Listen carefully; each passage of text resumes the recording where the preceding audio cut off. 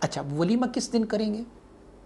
ہمارے یہاں یہ ہوتا ہے اکثر و بیشتر کہ جب شادی ہو نا سنڈے کو شادی رخصتی ہو جاتی ہے تو کہتے ہیں نہیں ابھی نہیں، نیکسٹ سنڈے کو ہم کر لیں گے ولیمہ. نو، کریم آقا صلی اللہ علیہ وسلم بارک نے سنت جو ہے ولیمے میں نیکسٹ ڈے ہے. نیکسٹ ڈے سنت، یا سیم ڈے یا نیکسٹ ڈے، جس دن رخصتی ہو اس دن ولیمہ ہو، یا پھر زیادہ لیٹ ہو جائے تو اگلے دن جو ہے وہ ولیمہ ہونا چاہیے. وَيَجْعَلُ بِهَا فِي الْيَوْمِ الْأَوَّلِ سُنَّةٌ، پہلے دن جیسے دلہن گھر آئے نا اسی دن ولیمہ کرنا یہ سنت ہے. ہم تو اکثر و بیشتر یہ کرتے ہیں رخصتی ہو جائے تو رخصتی کے بعد جو ہے وہ کہتے ہیں چیز رات گزاریں، سہاگ رات کے بعد اگلے دن ولیمہ کرتے ہیں. تو آپ فرماتے ہیں نہیں، سنت یہ ہے کہ جس دن رخصتی ہو جائے نا اسی دن ولیمہ کیا جائے. یہ سنت مؤکدہ، ای مؤکدۃ قریبۃ الی الواجب. اللہ اکبر. آپ فرماتے ہیں یہ والا ولیمہ جو ہے نا دن کے جو جس دن رخصتی ہوئی نا یہ تو تقریباً واجب ہے. لئن شکرتم لازیدنکم ولئن کفرتم ان عذابی لشدید. اشکروا نعمتی اشکروا نعمتی اشکروا نعمتی. تو یہ اس نعمت کا شکر اسی دن ادا کر لے جس دن آپ کو نعمت مل جائے. وفی الثانی متعارف، سیکنڈ ڈے نیکسٹ ڈے جو ہے نا تو آپ فرماتے ہیں کہ وہ مستحب ہوا. پھر سیم ڈے سنت اور نیکسٹ ڈے جو ہے وہ پھر مستحب ہوا. اور فی الثالث اور تیسرے دن جو ہے ریاء.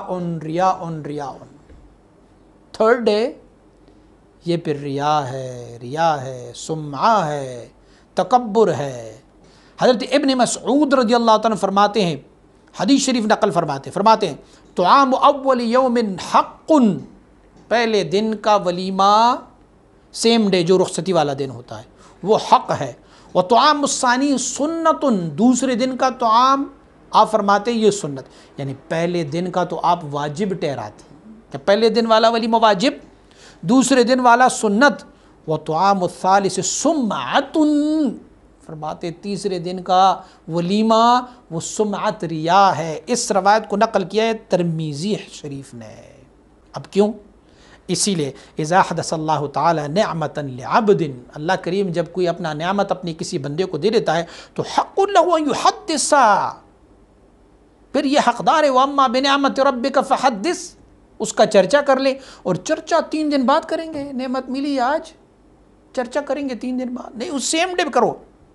تو وفی الثانی جبرن، اور دوسرے دن جب کرتے ہیں تو جبرن لما یقع من النقصان فی الاول، دوسرے دن جب ولیمہ کریں گے تو اس کا معنی یہ ہوا کہ پہلے دن مجھ سے خطا ہو گئی، اب اس خطا کی قضائی لے کے آتا ہوں، تو قضا بھی ہو سکتا ہے میں بھی ممکن ہو.